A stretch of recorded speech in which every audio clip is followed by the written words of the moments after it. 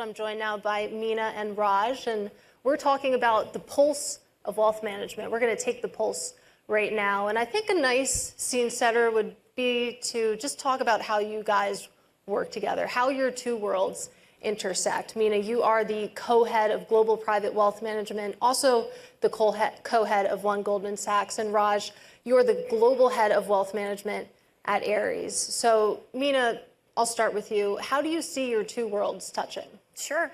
So we have the fortune with working with ultra high net worth individuals, and our portfolio construction has roughly about a 25% allocation to alternatives for those individuals. Within alternatives, one of the sub-asset classes is private credit. We spend a tremendous amount of time at Goldman diligencing managers. And we diligence them both on the investment side as well as on the operational and the risk side. And a handful of managers we do put on our platform for our clients then to be able to implement their alternative exposure through. And so we are fortunate to be partnering with Ares as it relates to our private credit allocation within alternatives. And Katie, we have the benefit of partnering with really just a few global platforms like Goldman, and our mandate is to deliver the best of what Ares management does globally. So whether it's solutions that fall under durable income or private equity or real assets, and whether it's education or portfolio construction, we partner with a few of the global wealth firms and bring our best strategies to them, and that's the relationship. And it's global, and it's across all the markets. Well, let's talk about what that looks like, what a wealth portfolio that includes private assets looks like. And Meena, you mentioned that you work with ultra high net worth individuals. So my first question would be, what is the current definition of ultra high net worth? And how do you think about what asset allocation looks like in those types of portfolios? Sure. So ultra high net worth we define as $25 million over in investable assets. In terms of the allocations, as you would imagine, it's very bespoke and customized. But at a very high level, I would say if we've got a moderate risk individual, we would roughly have about 40% of their portfolio in public equities. Mm-hmm. We would have 25% in alternatives, and then we would have the remainder in high quality fixed income. The portfolio construction is just super important. It's the number one conversation that we have with clients, both upfront and then on an ongoing basis. And the reason why this is really important is that you want clients to be able to withstand the volatility when you've got markets such as we've got today and not be taking so much risk that they sell and crystallize a loss versus actually staying put or buying more. But on the flip side, you also want to take enough risk such that you offset inflation on an after-tax, after-spending basis, which is why it's that diversification of both high-quality fixed income, equities, and alternatives. And you think about the past few weeks we've had, I'm sure there's plenty of investors who would prefer not to mark to market right now, but this brings me to a point that I think about a lot when I think about allocating to privates versus the public markets. And I realize it's not a black or white scenario, but there was a really interesting conversation that Eric Schatzker had with Dawn Fitzpatrick of Soros earlier today. And her view was that basically that private investors, those who've shifted from publics to privates, are in for a world of hurt, because up until the last few weeks, I mean, you could get 20% back-to-back gains in the S&P 500. And Raj, I wonder how you think about that from where you sit. What you're giving up in terms of liquidity and potentially returns when it comes to the private markets. Yeah, of course.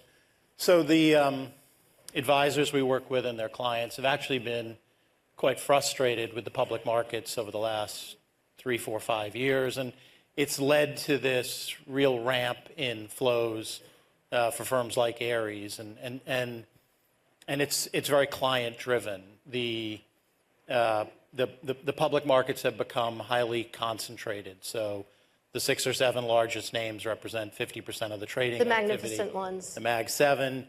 And you contrast that with the fact that 90% of companies with over 100 million in revenue are private. So you've had this sort of push and pull. Public markets are extremely volatile, concentrated, and as such lack diversity.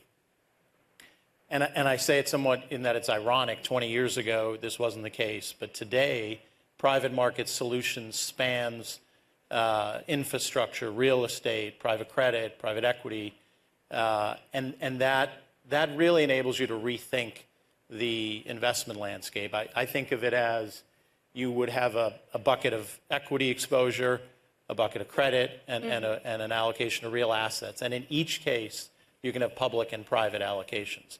So I don't know who's in a world of hurt, right? I mean, the volatility just since the new administration has been here has made it really difficult for advisors to keep their clients invested. And what we do is, and when we partner with the premier brands like Goldman and their advisors, it's quite easy because if day trading is one extreme and wealth creation is the other, we get to partner with advisors that think about portfolio construction across all these attachments, private and public. Well, Meena, I'd love to hear your perspective on that. That obviously, again, it's not black and white, but how do you think about that, the different return and liquidity profiles? Yeah, I think we've been investing in alternatives since the 1980s, and so our clients are very familiar with alternatives through multiple market and economic cycles. Just to pick up on what Raj said, I think one of the most important things about alternatives is that while they are illiquid, they actually put the emotional side of investing to the side because they don't mark to market on a daily basis. And so it actually helps clients stay invested instead of getting really nervous and selling when you probably should be buying. And so, one is it puts the emotional side of investing aside. The other, also in terms of what Raj said, is if you look at the last 25 years, the number of public companies outstanding has decreased. And the number of private equity-backed companies and private markets has increased sixfold. So the investable universe is much larger. And then the last thing I would say is because there is so much capital now in private markets, the ability for these companies to fund themselves in private companies and really transform their businesses and have a significant amount of value creation is there. And so these companies are skipping small, mid, large cap before they do go public or M&A or just stay private. Yeah. And so I do think that it's a very attractive asset class. But to the overall point also of how we started this, it is illiquid, right? Yeah. And so you really do have to be mindful as it relates to where do you put your capital before it gets called, as well as how much of that capital are you comfortable being in illiquid assets? Yeah, those are some interesting points you made. And to your point that, we've seen the public markets, the investable universe of public equities that are out there, people or companies rather, just skipping up and IPOing as large caps. The point has been made to me that that's why you would want to be in alts, that, you're missing out on all that growth. It's not necessarily happening out in public, but if you can get private market exposure, you can still actually participate in some of that. Absolutely. Yeah. So actually, to that point, one of the things I would say is we actually did recently increase our allocation to growth and to buyout in alternatives, and we actually took it out of international equities. Still have exposure to international equities, some of the best companies in the world. But, just again, to your point a little bit, when you think about the innovation and value creation and growth, and then if you look at buyout and specifically more middle market or upper middle market, the amount of value creation that these managers can bring and help these companies through, and then they really also have multiple paths to exit. And so the operational excellence really help the company create more value, and then you have multiple paths. And so we recently actually took our allocations up to alternatives to take advantage of that. And Raj, come in here because, what we're talking about, obviously fundraising is one thing. And we were having this conversation in the green room that deployment is a totally different conversation. So as, we just see private markets get hotter and hotter, it feels like the headlines just get even heavier each day. How are you viewing that from where you sit?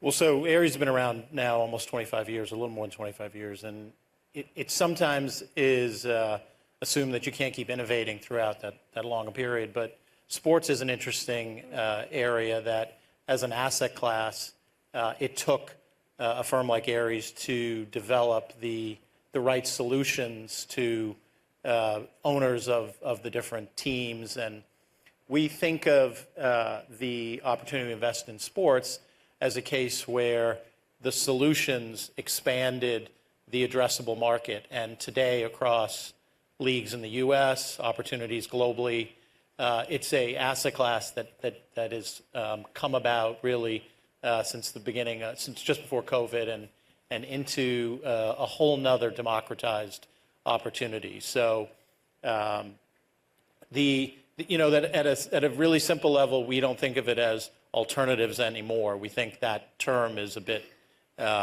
backwards. We think the public markets is a great alternative. And we think that the private markets allow you to do a lot of different, to access a lot of different opportunities that you can't actually do otherwise. Yeah, well, I'm sure you guys have heard the idea that the public and private markets are converging. And you talk about financial innovation. I think we have to talk about the private credit ETF that launched last week from State Street and Apollo. Probably not the product for ultra high net worth individuals, but you think about the fact that this product even exists, the idea that you will put a liquid asset, such as the type that we're talking about, into an extremely liquid wrapper. I just wonder, what your high-level thoughts are. Well, I mean, any sort of innovation in the product space or further democratizing these solutions, we applaud, and we think it's a step forward. But actually, today you can recreate a lot of that exposure. You can invest in a public BDC. You can put that together with public fixed income options and create that. So we'll see how that does evolve over time. What we're really focused on is, and I think this is where the sort of sweet spot of Meena's platform is too, is that investor that has between $1 million and $100 million, and their allocation, certainly $1 to $5 million, is still in the mid-single digits. Perhaps not on the Goldman platform is sophisticated enough. I'm sure it's more. But that's a $80 trillion addressable market. It grew last year to almost $100 trillion. And that's where we're spending a lot of time providing them the education and the portfolio construction advice to grow their private markets allocation. Right. And Meena, I don't think that necessarily you're buying ETFs for your clients, but I am curious how you are actually getting exposure to the private markets, what that avenue actually looks like. Yeah, I think one of the things that we think is really important when we are investing in private markets is that you take a 5 to 6 year approach to actually get invested. And so you want to take a vintaging where you're starting to build a portfolio over a full market and economic cycle. And that goes for your overall level of exposure, as well as the sub-asset classes within alternatives. And roughly when you get to 5 to 6 years, you start to get capital back, and then it starts self-funding itself. And so, I do think that one thing that's really important is just thinking about it from that landscape versus putting all of your money to work at once. Right. That being said, even for the ultra high net worth client, there are points that are attractive, whether it's an ETF, whether it's an open-ended fund or semi-liquid fund. And I'll give you an example. When you had private credit dislocate a couple years ago, if clients want exposure, they don't want to have some don't want that entire J curve in terms of waiting for capital to be put to work. And so that's a very attractive way to be able to gain exposure on a real-time basis. Yeah. And so we do see, as well as for some of the other accounts beyond the matriarch or patriarch. Well, and some of this innovation that Meena's referring to has really only been around for 5, 6 years, and it does allow individuals to allocate on their time horizon. So as we refer to them as semi-liquid offerings, one of the benefits, they're open-ended. So the client's own liquidity needs or opportunities drive their time horizon. And that's a really effective way to build a portfolio. Somehow we only have 5 minutes left, and a topic that we spent a lot of time on the prep call talking about, and I know that we all want to get to, is this idea that there's going to be a wealth transfer.